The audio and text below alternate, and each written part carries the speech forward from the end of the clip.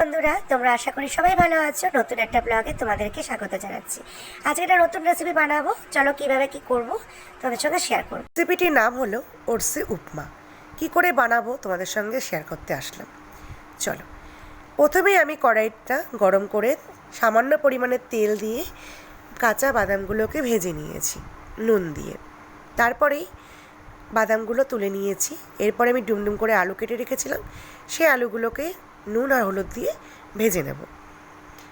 এরপরে বলি যে আমি পেঁয়াজ, একটু সামান্য পরিমাণে দুটো রসুনের কোয়া, জুলিয়ান করে আদাটা কেটে রেখেছিলাম, এগুলোকে সব দিয়ে ভালো করে, কাঁচা লঙ্কাও দিয়েছিলাম একটু সামান্য পরিমাণে, যারা যেরকম ঝাল খাও তোমরা সেরকম দিতে পারো, ঠিক আছে।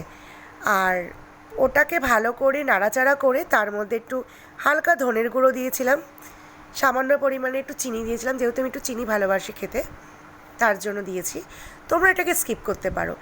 এরপরে আমি কিন্তু একটা শুকনো লঙ্কা চিড়ে দিয়ে দিয়েছি, জাস্ট একটুখানি গন্ধটা যাতে ভালো আসে, ঠিক আছে।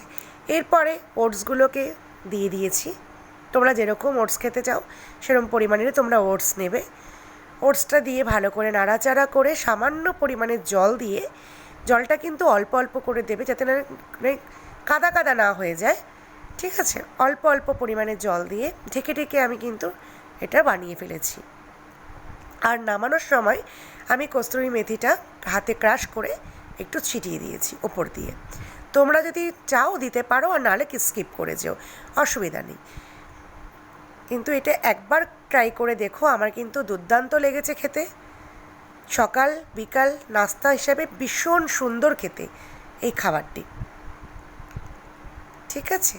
যদি ভালো লেগে থাকে অবশ্যই লাইক, একটা কমেন্টস, একটা সাবস্ক্রাইব আর শেয়ার, আর বেল বাটনটা কিন্তু অবশ্যই প্রেস করে দেবে যাতে পরের ভিডিওগুলো দেখতে তোমাদের সুবিধা হয়। চলো, টাটা, ভালো থেকো, সুস্থ থেকো, অন্য কোনো ব্লগে দেখা হবে। আজকে এইটুকুনি রাখছি, কালকে আবার আসবো তোমাদের সাথে গল্প করতে। ভালো থেকো, চলো।